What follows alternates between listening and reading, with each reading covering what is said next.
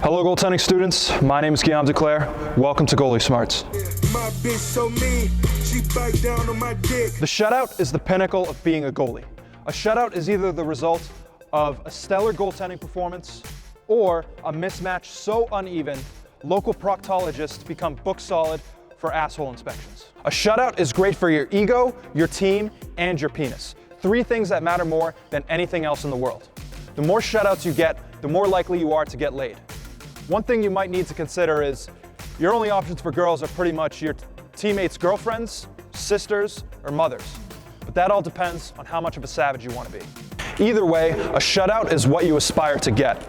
And unless your team isn't comprised of half-baked gorillas on skates, if you want a shutout, you're going to have to be on your A game.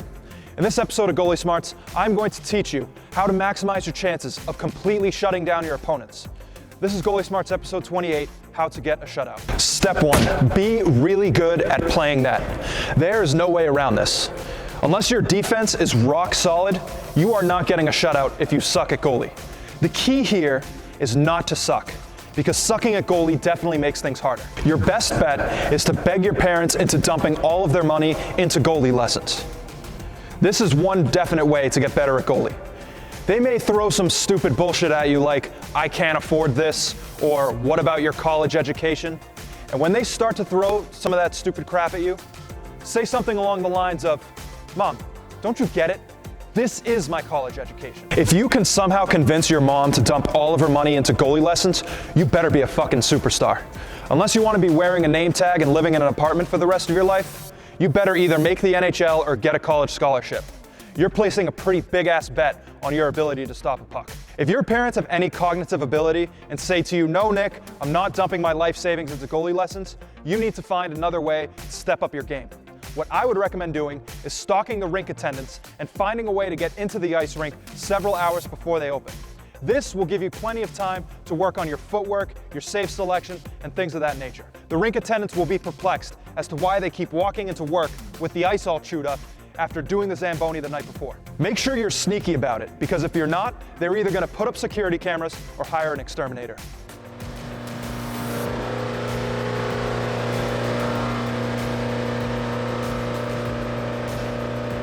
Hello?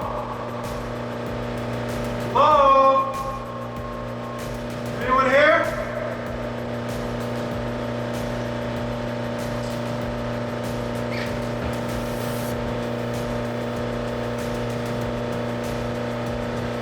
Step 2, buy the most expensive pads.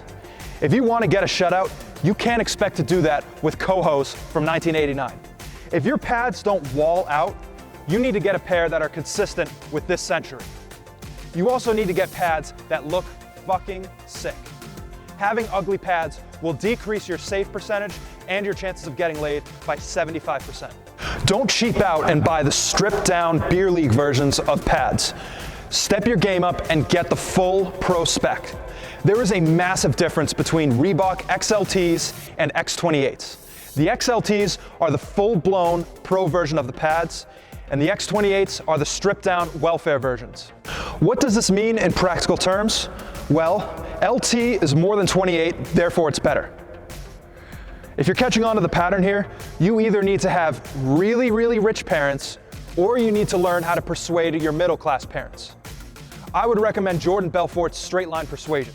It's a phenomenal sales training program, and you'll bankrupt your parents in no time.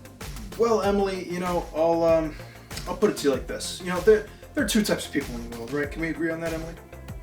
Right, of course. And, after doing all this research, the XLTs are really what I'm going for here.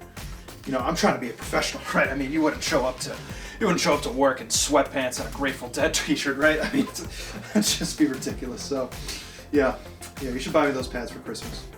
Step 3, sabotage your opponents. If you still suck at goalie and you have middle-class, strong-willed parents, you have no other choice here but to sabotage your opponents.